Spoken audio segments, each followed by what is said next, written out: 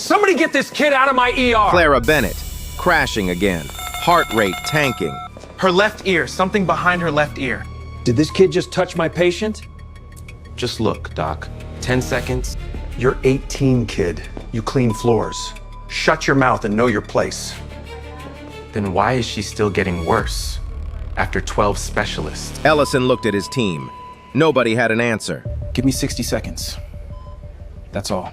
Ellison grabbed Henry's 60 collar. seconds. You waste my time, I'll make sure you never step foot in any hospital again. Not as a janitor. Not as anything. He let go. Clock's ticking, boy. What happened next, no one in that hospital will ever forget. But we need to go back. 12 hours before that moment in the ER, before the alarms, before the collar grab, before Henry Shaw bet his future on 60 seconds. Ridgemont Medical Center, east side of Baltimore. The kind of hospital you end up at when no one else will take you. Cracked parking lot, fluorescent lights that buzz and flicker, waiting room that smells like bleach and old coffee. Understaffed, overcrowded, forgotten. 11 p.m. Skeleton crew. Henry Shaw pushed his mop cart down the third-floor hallway, wheels squeaking on linoleum. 18 years old. Moved like a ghost, shoulders hunched, eyes low, footsteps quiet.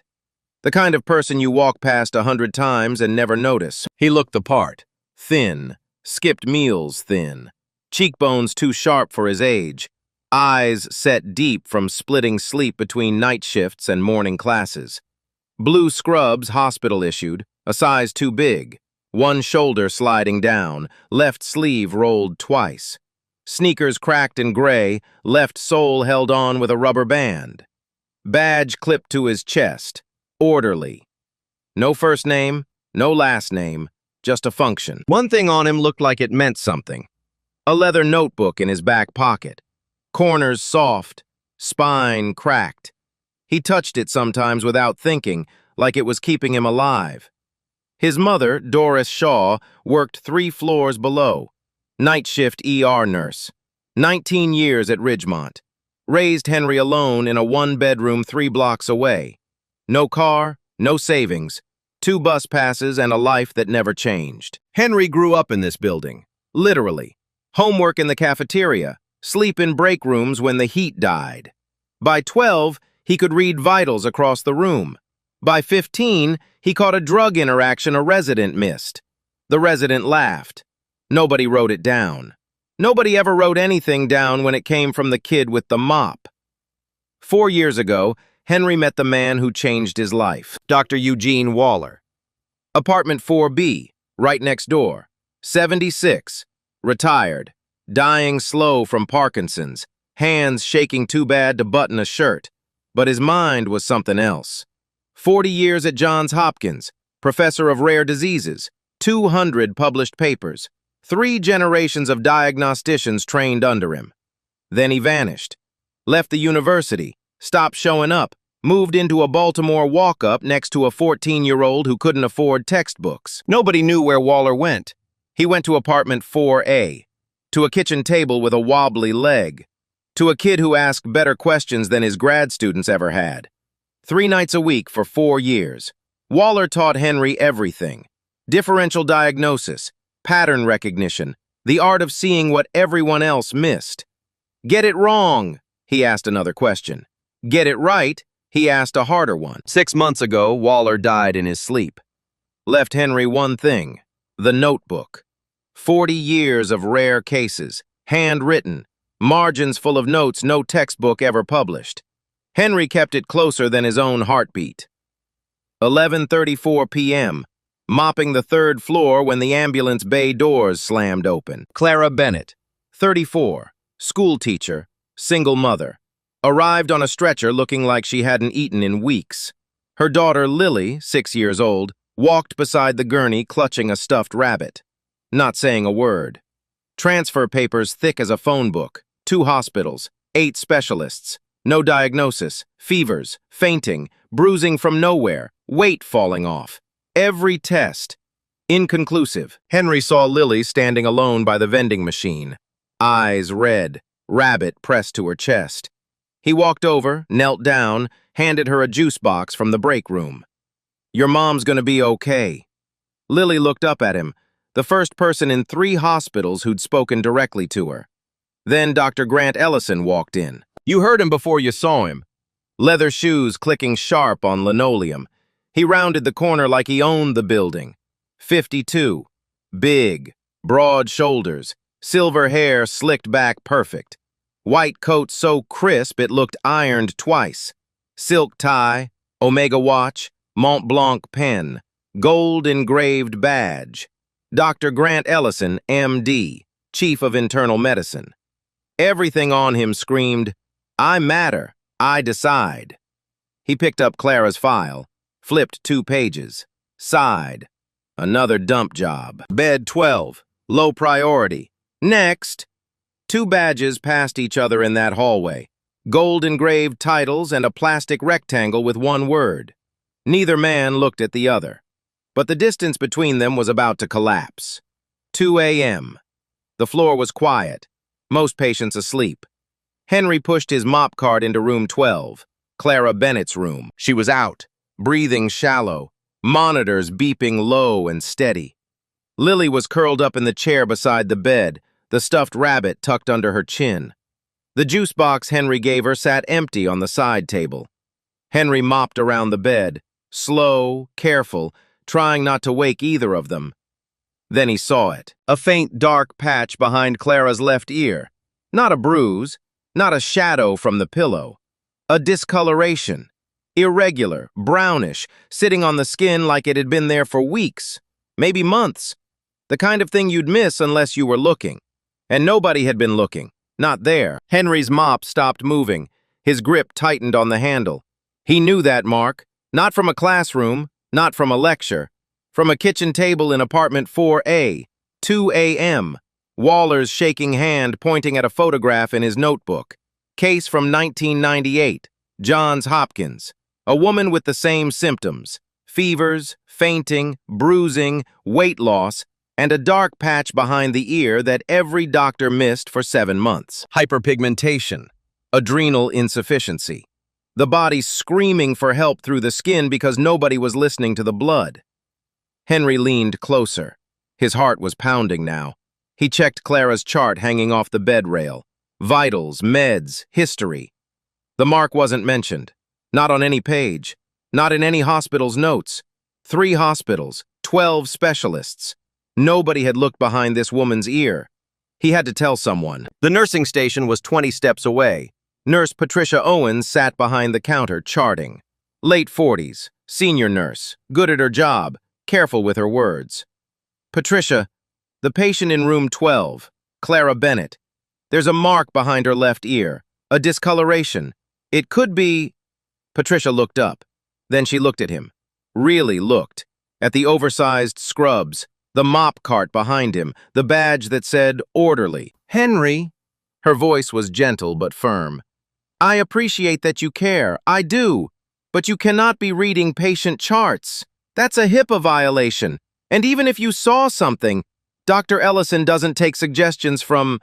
She paused, chose her next words carefully. "From support staff." Henry heard what she didn't say. Not from an orderly, not from someone without a degree, not from you. He nodded, walked away, but he didn't let it go. 7 a.m. Shift change. Ellison was doing morning rounds with 2 residents trailing behind him like ducklings in white coats. Henry waited near the supply closet until they reached the 3rd floor. Then he stepped out. "Dr. Ellison, I noticed something on the patient in room 12, a mark behind her ear that might be relevant to..." Ellison stopped walking.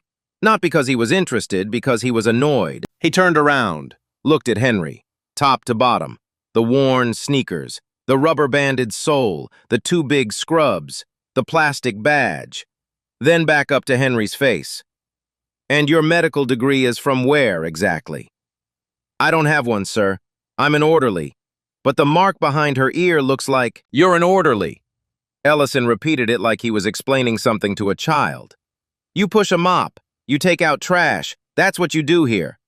He glanced at the 2 residents beside him. One of them smirked.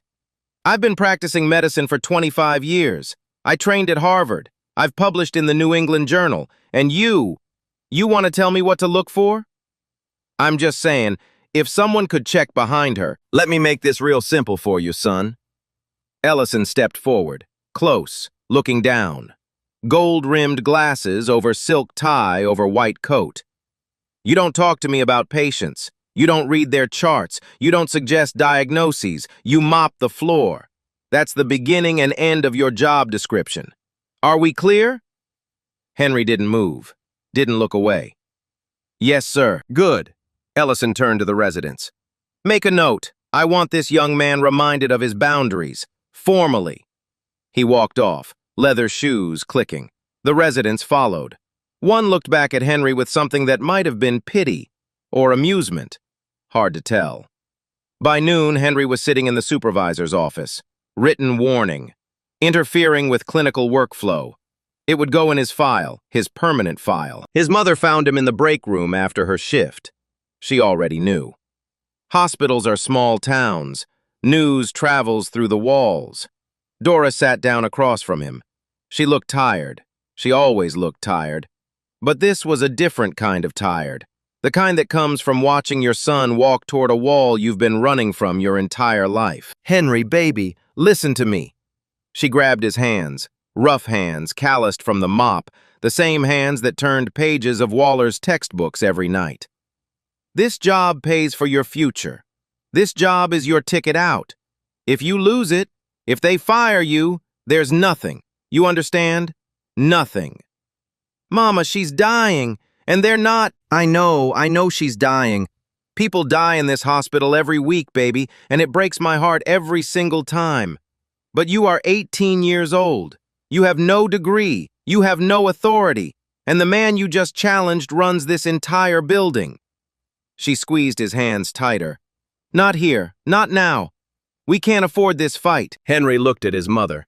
He saw every double shift, every missed meal, every time she came home at 7 a.m. and still made him breakfast before school. Every sacrifice that led to this moment. Her son sitting in a break room with a written warning and a dream that was slipping away.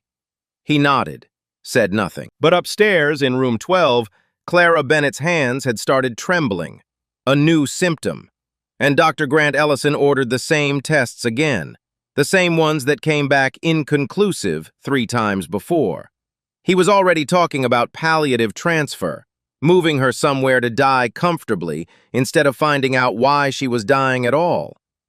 Clara heard him say it through the curtain. She didn't scream. She didn't argue.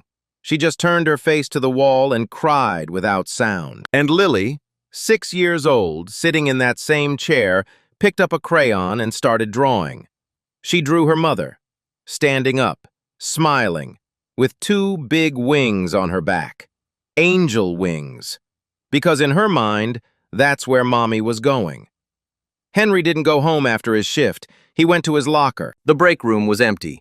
Just the hum of the vending machine and the flicker of a fluorescent tube that had been dying for weeks. He sat on the bench, still in his scrubs, still smelling like floor cleaner. Pulled the leather notebook from his back pocket and set it on his knees. The cover was soft from years of handling. Waller's initials were pressed into the bottom right corner. E.F.W., barely visible anymore. Henry opened it the way some people open a Bible. Careful, reverent, like the answers were already inside if you knew where to look. He flipped past cases he'd memorized, past the margins full of Waller's shaking handwriting, notes that got harder to read as the Parkinsons took more of the old man's hands. Page 212, a case from 1998, Johns Hopkins, female patient, 31, presenting symptoms, recurring low-grade fevers, unexplained syncope, bruising without trauma, rapid weight loss over 4 months. Every standard panel, inconclusive. 3 departments reviewed the case. None of them found it. Then Waller examined her himself, and he found a patch of hyperpigmentation behind her left ear. The diagnosis, Addisonian crisis secondary to bilateral adrenal hemorrhage. The adrenal glands, 2 small organs sitting on top of the kidneys, had been slowly bleeding internally. They stopped producing cortisol. Without cortisol, the body can't regulate blood pressure, blood sugar, immune response. Everything starts shutting down. But the symptoms mimic a dozen other diseases, so nobody catches it. Not unless you look at the skin. The hyperpigmentation, the dark patch, happens because when cortisol drops, the brain floods the body with ACTH, a hormone that tries to force the adrenals to work harder. A side effect of excess ACTH is melanin production. The skin darkens. It shows up in places most doctors never check: behind the ears, inside the mouth, along the knuckles. On lighter skin, the change is so subtle most people walk right past it. Waller's note in the margin, written in a hand that was still steady back in '98, everyone looked at the blood. Nobody looked at the skin. Henry stared at those words. He'd read them maybe 100 times, but tonight they hit different. Because tonight, he'd seen the same patch, on the same spot, on a woman who was running out of time. He closed the notebook, pressed his palms flat on the cover. His hands were shaking, not from Parkinson's, but from something worse: certainty. The kind of certainty that comes when you know the answer, but nobody will let you say it. He knew what Clara Bennett had. He was almost sure of it. A $45 blood test could confirm it. A cortisol level check and an ACTH stimulation test, neither of which had been ordered at any of the 3 hospitals because adrenal insufficiency was never on anyone's differential. Why would it be? The symptoms pointed everywhere else. But Henry also knew what would happen if he pushed this. The written warning was already in his file. One more incident, and he was out. No job, no income, no shot at the pre-med program he'd been saving for since he was 16. His mother's face in the break room, that look of fear disguised as love, was still burning behind his eyes. And then he thought about Lily, 6 years old, drawing angel wings on her mother. Henry stood up, put the notebook back in his pocket, made a decision. He wasn't going back to Ellison. That door was shut, bolted, welded closed. But there was another door. Dr. Sandra Voss, attending physician, night shift, mid-30s.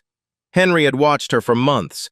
The way she talked to nurses, the way she listened before she spoke, the way she never interrupted anyone mid-sentence. She wasn't political. She wasn't trying to climb. She was just trying to do her job. He found her at the 4th floor nursing station, finishing notes on a tablet. He didn't walk up with a diagnosis. He walked up with a question. Dr. Voss, if a patient with recurring fevers, syncope, unexplained bruising, and rapid weight loss also had unusual hyperpigmentation behind her ear, would that change the differential? Voss stopped typing, looked at him, not at his badge, not at his scrubs, at him. What kind of hyperpigmentation? Henry described it. Clinical, precise, using terminology that didn't belong in the mouth of a kid who mopped floors. Voss's eyes narrowed. Not with suspicion, with recognition. She knew those words. She just didn't expect to hear them from him. Who are you? Henry looked at her. I'm the kid who cleans your floor. A beat. But I read a lot. Voss didn't laugh. She didn't call security. She set her tablet down and said 5 words that changed everything. Show me what you found. They went to room 12 together. It was past midnight. The hallway was empty. Voss walked ahead, white coat, stethoscope, clipboard. Henry followed 3 steps behind, mop cart left at the nursing station, notebook in hand. If anyone saw them, it would look like a doctor doing a late check with an orderly tagging along. Nothing unusual. Nothing worth reporting. Clara was asleep. Lily, too, still curled in the chair, rabbit under her chin. Voss moved quietly to the left side of the bed. She tilted Clara's head gently and looked behind her left ear. The patch was there, faint, brownish, irregular at the edges. The kind of thing you'd never notice unless someone told you exactly where to look. On Clara's fair skin, it could have been mistaken for a shadow, a smudge, a nothing. But it wasn't a nothing. Voss stared at it for a long time. Then she straightened up, looked at Henry, didn't say a word for about 10 seconds, which in a quiet hospital room at midnight feels like a year. How long have you known about this? Since 2 a.m. last night, when I was mopping her room. And you told Ellison? I tried. He wrote me up for it. Voss exhaled, slow, like she was doing math in her head. Medical math and political math at the same time. Then she pulled out her tablet and started typing. I'm ordering a cortisol level and an ACTH stimulation test. If you're right, if this is what I think you're suggesting, those results will show it. Henry felt his chest unlock. First time in 24 hours he could breathe. Thank you. Don't thank me yet. She was right. 8:15 a.m. Ellison walked into the third-floor nursing station with his coffee and his residence and his gold-engraved badge, and the first thing he saw on the screen was a new lab order under Clara Bennett's name. Cortisol. A CTTH stim. Ordered by Dr. S. Voss. 2 tests that had no business being there according to his differential. His coffee cup hit the counter hard enough to slosh. Who authorized this? The charge nurse pointed at the screen. Dr. Voss, overnight. Ellison found Voss in the staff lounge 9 minutes later. He didn't knock. He walked in, tablet in hand, and stood over her like a man delivering a verdict. Sandra, what the hell is this? Voss stood up. She was a foot shorter than him. Didn't matter. I examined the patient last night. Found a hyperpigmentation pattern behind her left ear consistent with... Consistent with what, Addison's? He almost laughed. That woman has been seen by 12 board-certified specialists. She's been through 3 hospitals. Not one of them, not one, put adrenal insufficiency on the differential. And you want to run a cortisol panel because of a skin mark?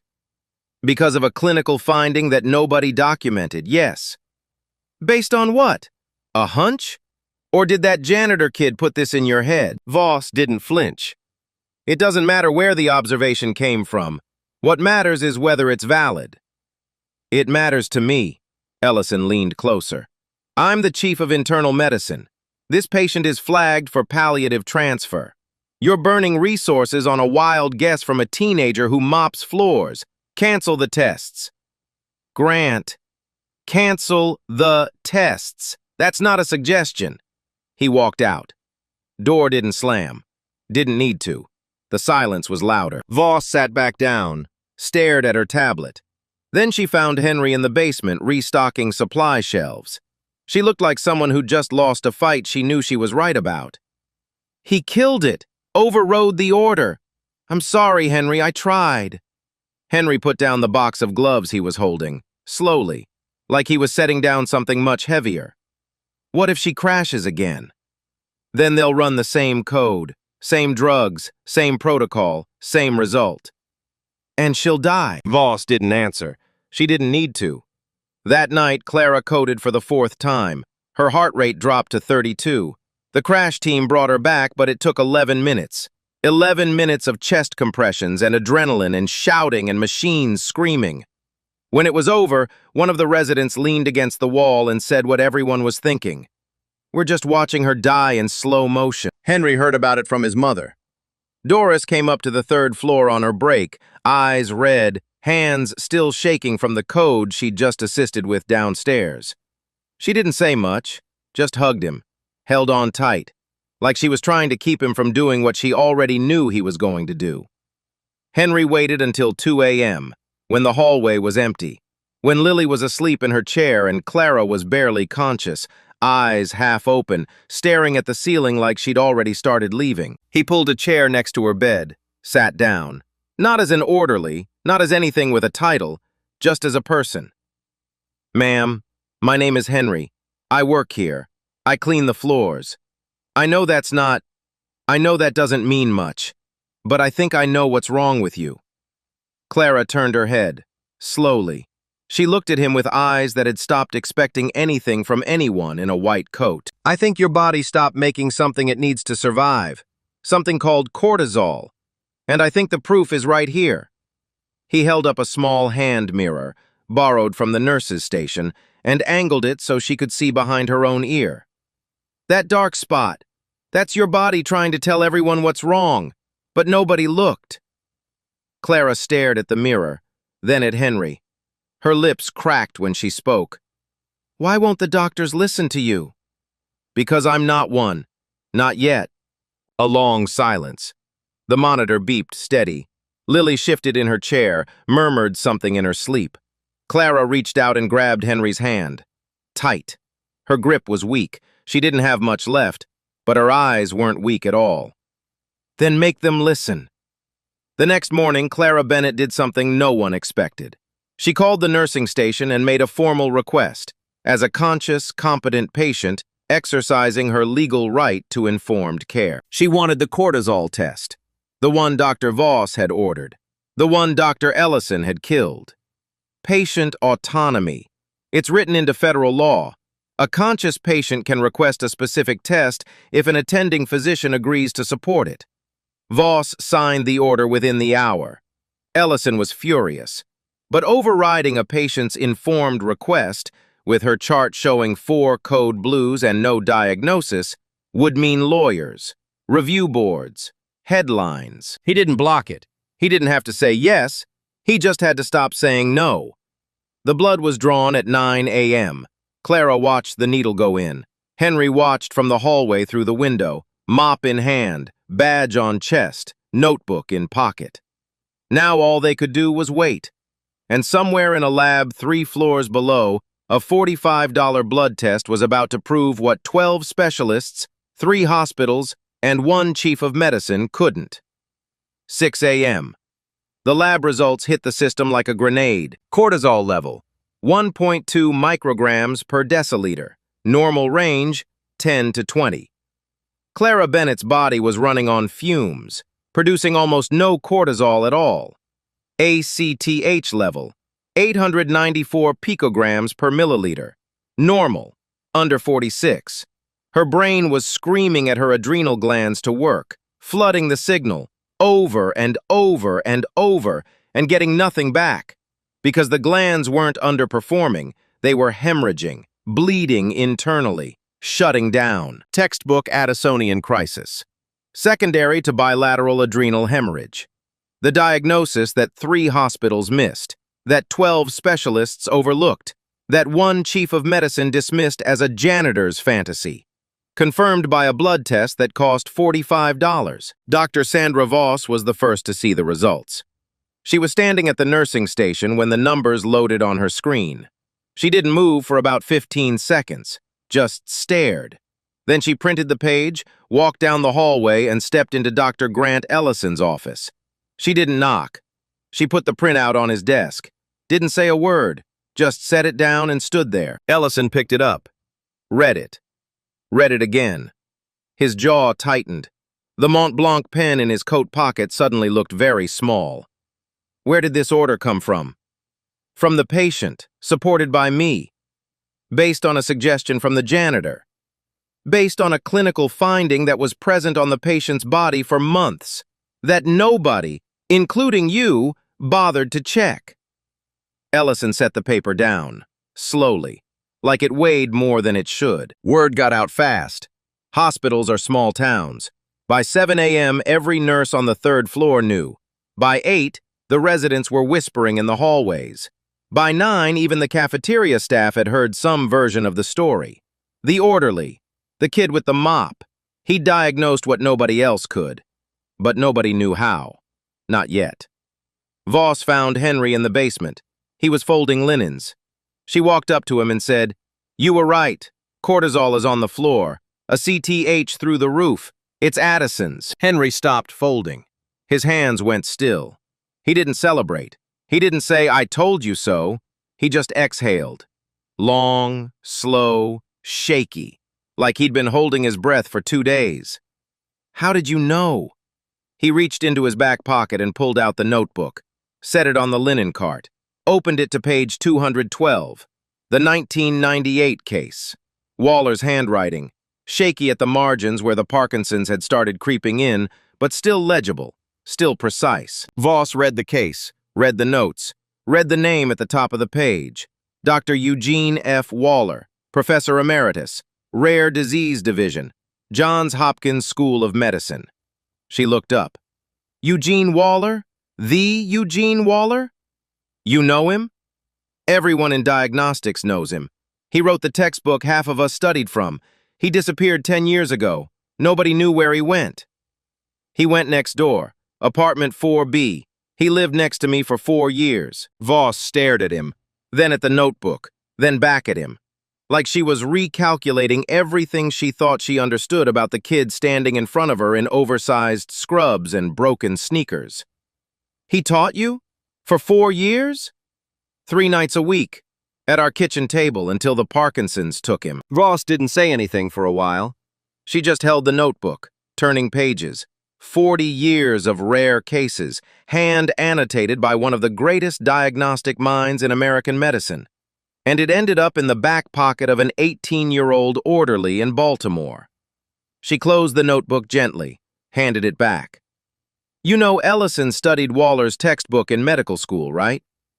Henry almost smiled. Almost. Yeah, I know. The man who wrote the book that taught Ellison how to diagnose spent his last 4 years teaching the kid Ellison told to shut up and mop. By 10 a.m., Ellison had demanded to see the notebook himself. He sat at his desk, white coat, silk tie, Omega watch, Mont Blanc pen, and held a cracked leather journal filled with the handwriting of the professor he'd worshipped in med school. The man whose lectures he'd recorded, whose papers he'd cited in his own research. And he'd spent his final years in a walk-up apartment teaching a black kid from the projects everything he knew.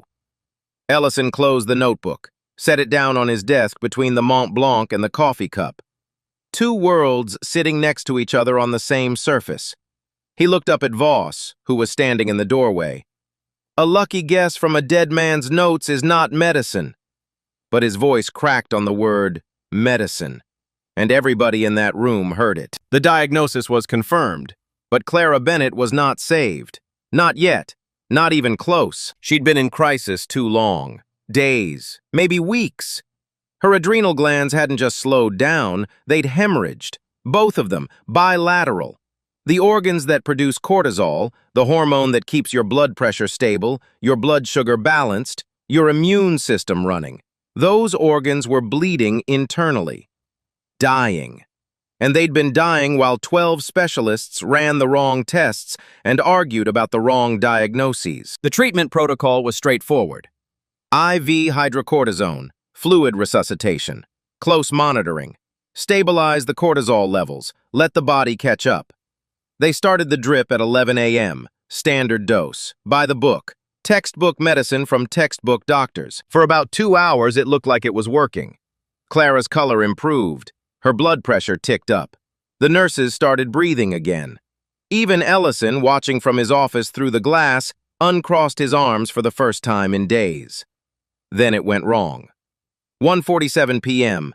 Clara's body jerked, hard. Her back arched off the bed, her arms locked straight, eyes rolled back. The monitors exploded. Alarms, codes, numbers crashing in every direction. Hyponatremic seizure. Her sodium levels had bottomed out. The crisis that had been building for days finally broke through, and it broke through violently. Code blue. Again. The 5th one. The crash team hit the room in under 90 seconds. Ellison was there in 2 minutes, white coat flying, shouting orders before he cleared the doorway. Standard seizure protocol. Benzodiazepines, airway management, fluid bolus. The seizure stopped, but nothing else got better. Clara's blood pressure dropped, kept dropping. 80/50, 70/40, 60/30. The numbers were falling like an elevator with a cut cable. Ellison ordered vasopressors, maximum dose, no response. He ordered a second line, no response. He stood at the foot of Clara's bed, surrounded by 6 people in scrubs, and for the first time in 25 years of practice, he had nothing. His hands were still, his mouth was open, but no words came out. 3 seconds. That's how long Grant Ellison froze. Doesn't sound like much, but in a code blue, 3 seconds is a lifetime. 3 seconds is the difference between a heartbeat and a flat line. 3 seconds is everything. Henry was in the room. He'd been bringing in an equipment cart when the seizure hit. Code blue, all hands. Nobody told him to leave. Nobody even noticed him. He was standing by the wall next to the crash cart watching. But he wasn't watching Clara's face. He wasn't watching the monitors. He was watching the IV drip, the hydrocortisone bag, standard dose, 25 milligrams every 8 hours.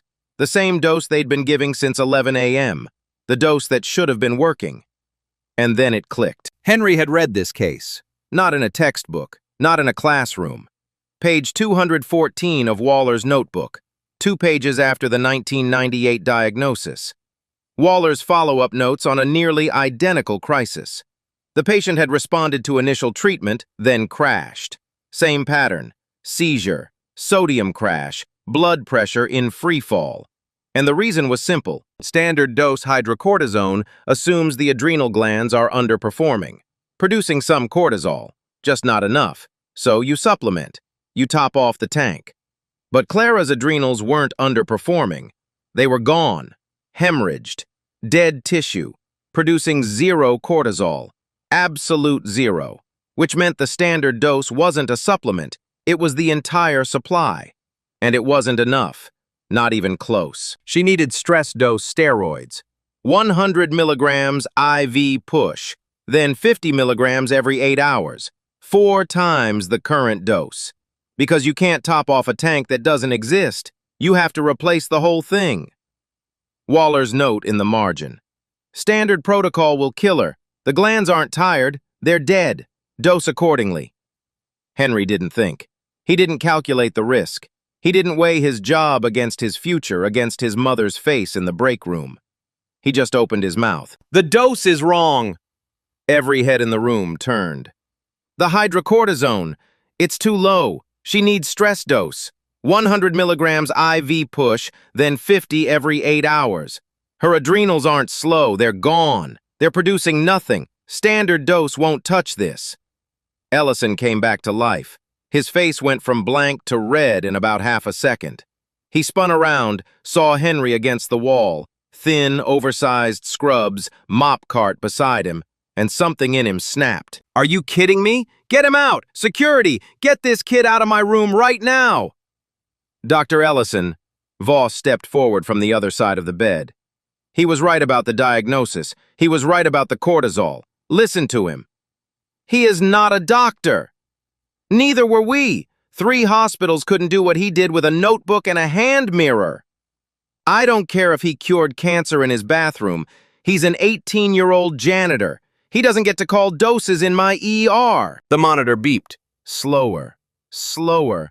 Clara's blood pressure, 58/28. Nurse Patricia Owens, the same nurse who'd brushed Henry off at the nursing station 2 nights ago, looked at the screen, looked at Ellison, looked at Henry, and said what nobody else would. Dr. Ellison, her pressure is 58/28. We've maxed vasopressors. Nothing is working. She paused. What do we have to lose? The room went silent, just the monitor, beeping, getting slower. Ellison stood at the center of it all. White coat, silk tie, Omega watch ticking on his wrist, gold badge, Mont Blanc pen. 25 years of training.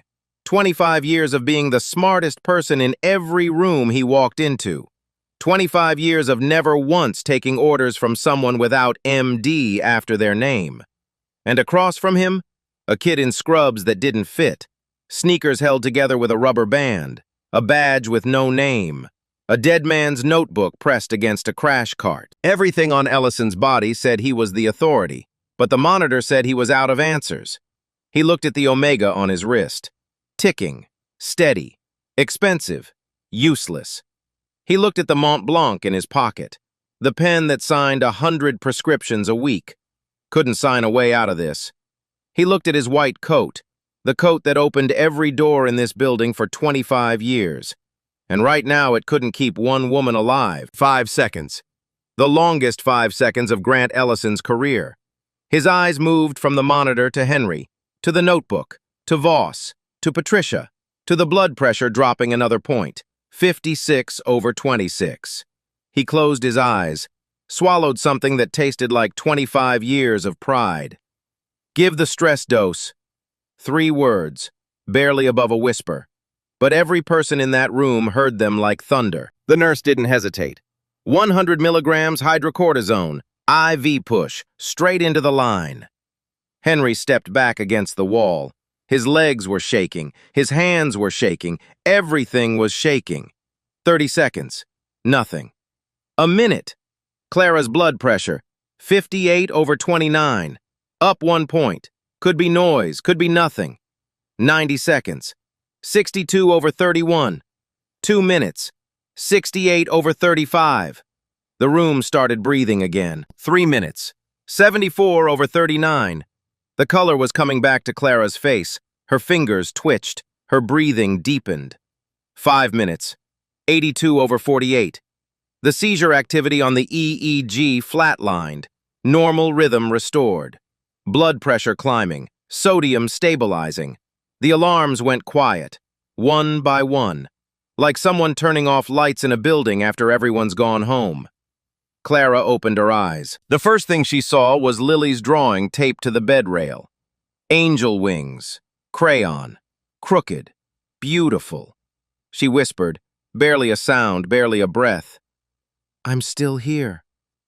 Lily woke up in the chair, saw her mother's eyes open, didn't say anything, just climbed onto the bed, careful of the wires, pressed her face into Clara's shoulder, and held on like she'd never let go. Henry slid down the wall. His legs gave out completely. He sat on the floor of the ICU, scrubs too big, sneakers falling apart, notebook pressing into his back, and put his face in his hands. His shoulders shook. No sound, just shaking. The kind of crying you do when you've been holding everything so tight for so long that your body doesn't know how to let go quietly. A shadow fell across him. He looked up. His mother, Doris Shaw, standing in the doorway in her ER scrubs, same cheap fabric, same no-name badge, same tired eyes. She'd heard the code from 3 floors down and ran up the stairs because the elevator was too slow. She looked at her son on the floor, looked at the doctors and nurses standing around him, every single one of them staring at him like they were seeing him for the first time in their lives. She didn't understand the medicine yet, not the cortisol, not the adrenals, not the dosing. But she understood his face, the way only a mother can. Her boy had done something no one in that building believed he could.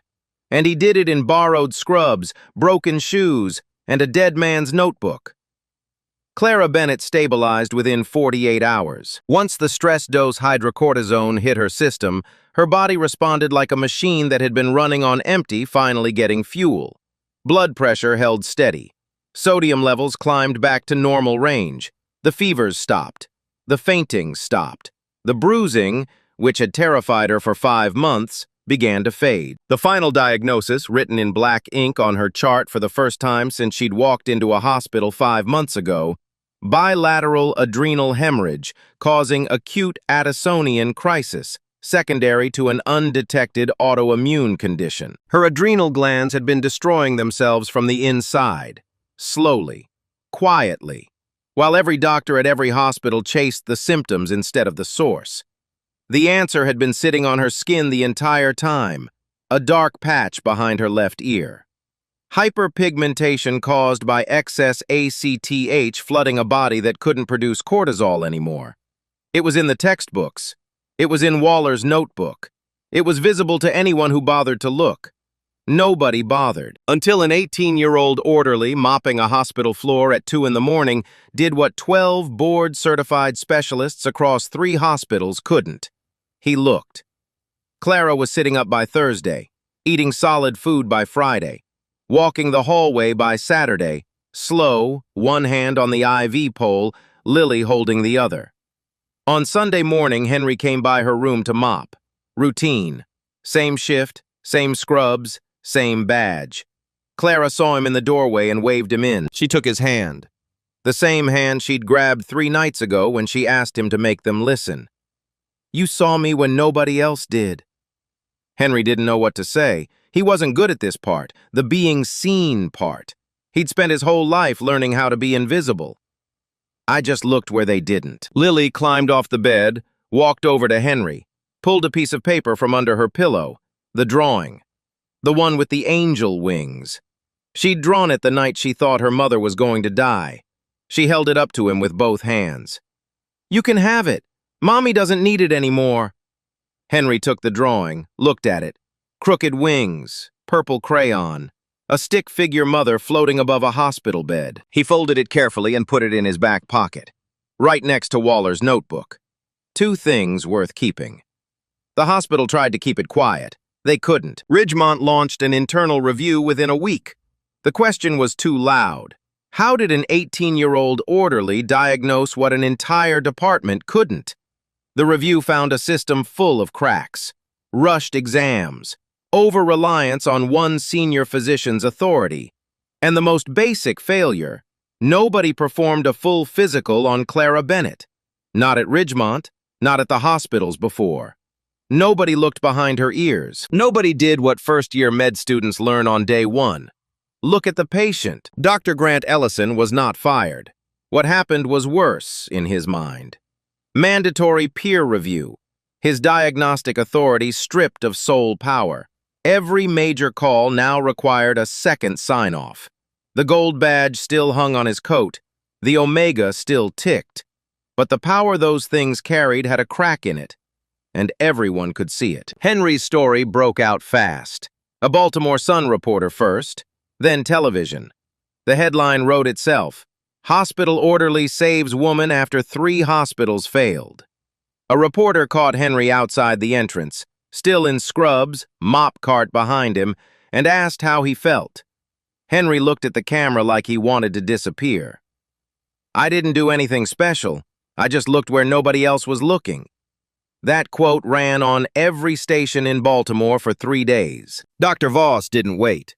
She wrote a 4-page letter to Johns Hopkins Admissions, described Henry's clinical reasoning, his composure under crisis, his willingness to risk everything for a patient who wasn't his.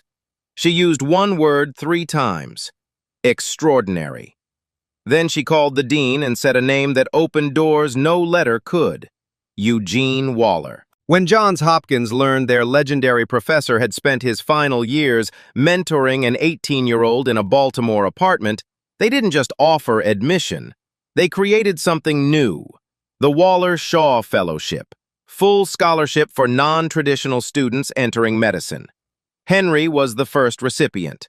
3 weeks later, Ellison found Henry in the hallway. Late shift, empty corridor, no audience. He stood there, white coat, silk tie, but something in his posture was different, smaller, more honest.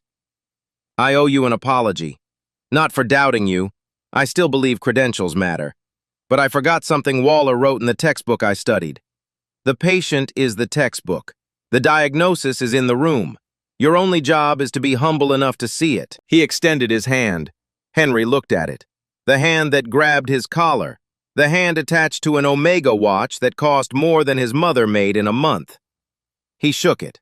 2 hands, one big, white, manicured, one thin, black, calloused from a mop handle. For the first time, level. That night, Henry found his mother in the break room, eating a sandwich between shifts. He slid the fellowship letter across the table. Doris read it twice, pressed her palm flat on the paper like she was making sure it was real. Then she looked at her son. "Eugene always said you'd be better than all of them." Her voice broke. "I just didn't want you to get hurt proving it." Henry held his mother's hand across the table. Same rough hands, same cheap scrubs, but something had shifted. The dream she'd been terrified of, the one she thought would crush her son, had just become real. And it started with a dark patch behind a woman's ear that nobody else bothered to see. The world measures people by titles, by degrees, by the letters after their name and the watches on their wrist. And those things matter. Nobody's saying they don't. But they are not the only measure. Henry Shaw had no diploma on his wall, no framed certificate, no gold-engraved badge. He had a dead man's notebook, a pair of broken sneakers, and a set of eyes that refused to look away. 3 hospitals gave up on Clara Bennett. 12 specialists reviewed her case. Not one of them knelt down and looked behind her ear. Not because they couldn't, not because the mark wasn't there, but because they never thought to. They ran the expensive tests. They ordered the advanced imaging. They consulted the specialists and cross-referenced the panels. And the answer was sitting on her skin the whole time. Visible, free, waiting for someone to notice. And when someone did notice, when an 18-year-old kid in oversized scrubs said, "Look here," they told him to shut up. They wrote him up. They grabbed his collar and told him to know his place. This story is about medicine, but it's not really about medicine. It's about who we choose to listen to and why. It's about what happens when we decide that someone's worth is determined by what they wear, what school they went to, or what color their skin is. It's about the cost of that decision, measured not in money, but in lives. The most dangerous kind of prejudice isn't the kind that makes you hate someone. It's the kind that makes you assume they have nothing to say. Clara Bennett almost died because of that assumption. She lived because one person refused to accept it. A $45 blood test. That's all it took to save Clara Bennett, after 3 hospitals and 12 specialists couldn't. Henry Starr didn't have a degree, didn't have a title. He had a mop, a pair of broken sneakers, and a dead man's notebook. But he had something that every credentialed doctor in that building had lost: the willingness to kneel down and actually look at the patients. We built a system that measures people by what's on the badge, not what's in the mind. And that system almost killed a mother of a 6-year-old girl, a girl who was already drawing anger wings because she thought mommy was leaving. The astral was never hidden. It was on Clara's skin, visible, free, waiting. It just needed someone who believed that seeing the truth matters more than having permission to speak it. And that raises a question worth sitting with. If the value of truth changes depending on who says it, was it ever really about truth? And how many of us have swallowed the right answer because the room told us we weren't qualified to say it out loud? If this story hit you, share it, drop a comment. I want to hear from you. Subscribe if you haven't, because the most dangerous sacrifice isn't the kind that makes you hate someone, it's the kind that makes you assume they have nothing to say.